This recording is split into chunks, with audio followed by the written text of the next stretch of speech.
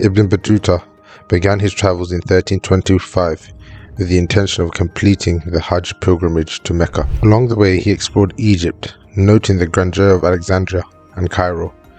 He was fascinated by the region's vibrant trade and Islamic scholarship. After reaching Mecca, he chose not to return home and instead continued his journey through Iraq, Persia, Yemen, and East Africa, including the Swahili coast. Battuta ventured into India and China during his later travels.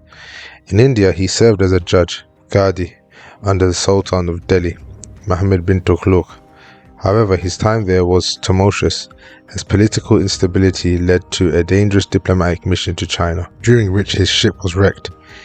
His visit to the Yuan dynasty in China highlighted his fascination with their advanced infrastructure and cultural practices, though some scholars debate whether he visited all the regions he described firsthand. One of Ibn Battuta's most significant journeys was to the Mali Empire, where he visited the prosperous city of Timbuktu.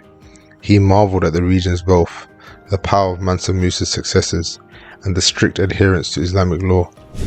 His accounts offer valuable insights into the interconnectedness of medieval Africa with the broader Islamic world. Ibn Battuta relied on a variety of methods to traverse such vast distances.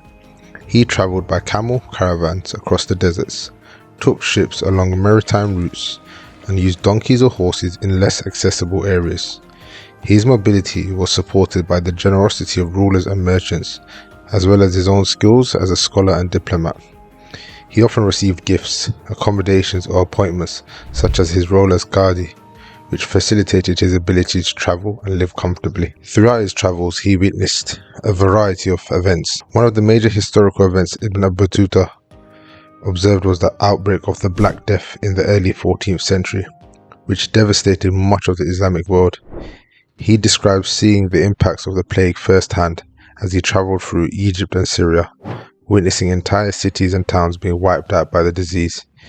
His accounts offer valuable insights into the social and economic consequences of the pandemic, which claimed millions of lives across Europe, Asia, and Africa. Ibn Battuta's extensive travels allowed him to document regions that were largely unknown to most of the Muslim world at the time, such as West Africa. His encounter with the Mali Empire, where he was shocked by the practice of public display by women and the wealth of the empire's capital, demonstrated his critical stance on practices he found contrary to Islamic principles. His journey through the Sahara and his documentation of life along the trans-Saharan trade routes also helped illuminate the commercial exchanges that shaped the African continent during the medieval period. Through his detailed travel accounts, Ibn Battuta contributed to a greater understanding of the cultural, social, and political dynamics across a wide swath of the medieval world.